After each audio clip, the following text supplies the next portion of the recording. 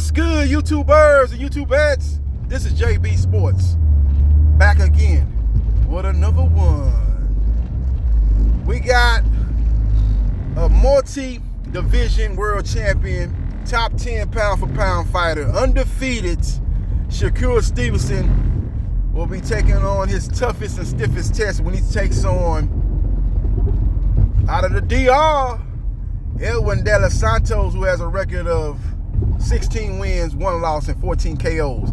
I don't know how the hell he lost to a guy named William Foster III. I'm going to chalk that up to him just having an off night, or maybe he didn't take the fight seriously, or maybe he had personal problems going into the fight. I don't know what happened. Maybe he had a bad camp. Maybe he didn't have the right sparring partners to get him ready for a fighter like William Foster III, his style of fighting. Maybe that was the case. I don't know, but I don't know how the hell he lost to him. But I'm going to base my prediction on this fight off of what I've seen in his last 3 fights. In particular, the fight with Jose Venezuela, which was a breakout fight for De Los Santos. He was underdog going to that fight. Venezuela was undefeated. Venezuela was supposed to be the next big lightweight coming up under the PBC, a future opponent for Gervonta Tank Davis, maybe even a Gary Russell Jr. when he finally moves up from 126. He was going to be one of those fighters that the PBC was looking to groom. But he got sidetracked when he took on Edwin De Los Santos from the DR. De Los Santos was able to drop him and stop him in the first half of that fight. Now, he got dropped with a shot he didn't see early on in that fight, as both fighters was exchanging, and he got caught with a left hook by De Los Santos. And that's what Shakur Stevenson is going to be looking to set up, that left hook. That is De Los Santos' Achilles heel, is the left hook, as he tends to drop his right hand. Now, De Los Santos has great footwork, very athletic fighter. He comes in with the classic 1-2 out of the southpaw stance, doubles up on the left jab, doubles up on the right jab to set up the left hand. Same could be said for Shakur Stevenson. Now, he's looking to double up with the right jab to set up the left hand.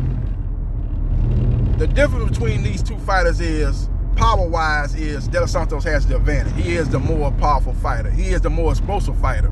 I think he's probably slightly a little bit more athletic than Shakur Stevenson. Now, Shakur Stevenson is the more technically sound fighter, more technically responsible, more consistent in his style, more defensively responsible. I think that's going to be the difference in this fight. Defense. I think his defense is much superior to De Los Santos' defense. Now, if De Los Santos can land his power shots and he can get Shakur Stevenson involved in some exchanges where he can catch him with them hooks and catch him with them explosive combinations, then he possibly could test Shakur Stevenson's chin that has not been tested to date, because he's a guy that hardly ever gets hit. He hardly ever loses rounds. This guy is Floyd Mayweather Jr.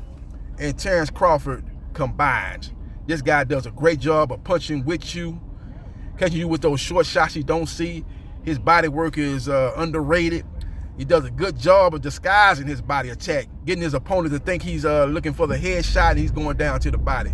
Beautiful, beautiful combination fighter in Shakur Stevenson, and beautiful combination fighter in De Los Santos. I just think the difference in the fight is Shakur Stevenson is the more consistent fighter, and he's the more defensive, responsible fighter. And I think the one weak part of De Los Santos' game that Shakur Stevenson don't have is he's susceptible to the left hook. And I think Shakur Stevenson seen that on film, seen that in watching De Los Santos' previous fights, and I think him and his team will capitalize on that. So we will see what happens, and we will see what transpires. But this is not some fight where you're going to see Shakur wash De Los Santos like he done washed all his other 20 opponents, as he has a record of 20 wins, no losses, 10 KOs.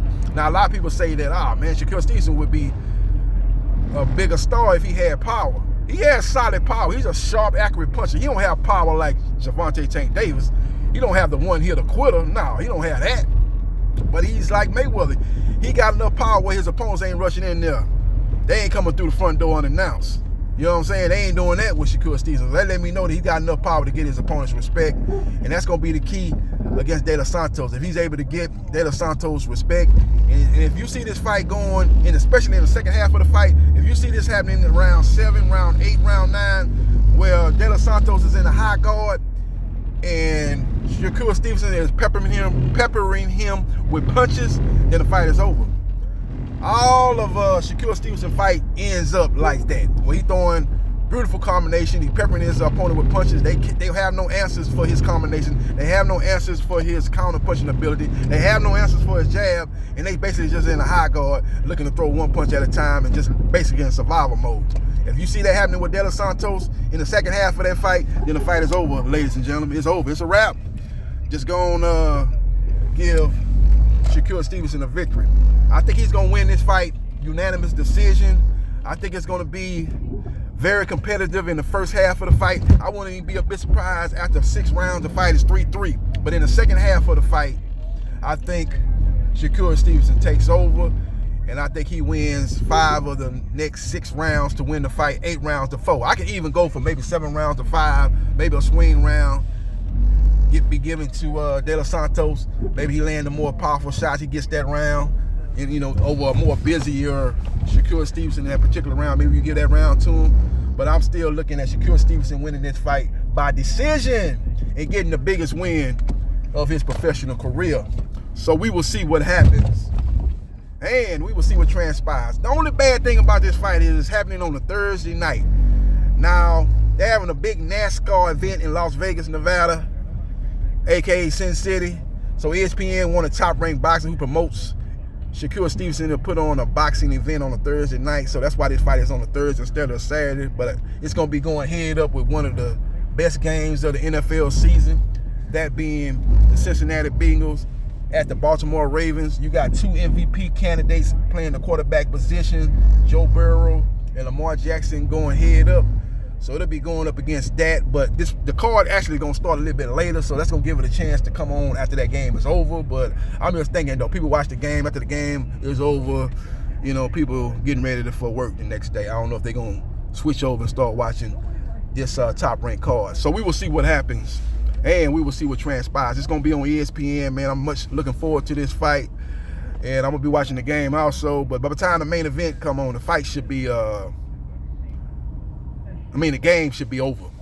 The Baltimore game versus the Cincinnati should be over. But they're actually gonna have a good co-main event as Emmanuel Navarrete, one of my favorite fighters in boxing. He's gonna be taking on Robinson Concepcion.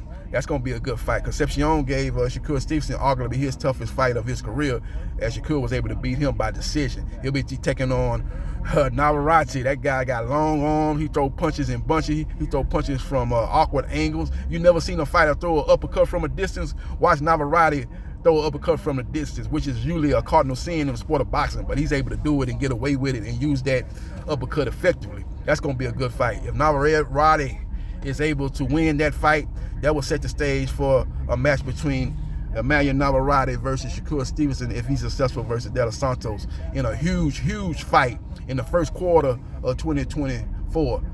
More than likely will be a pay-per-view fight in the first quarter of 2024. So that's what Top Rank Boxing is looking to set up if both guys are victorious.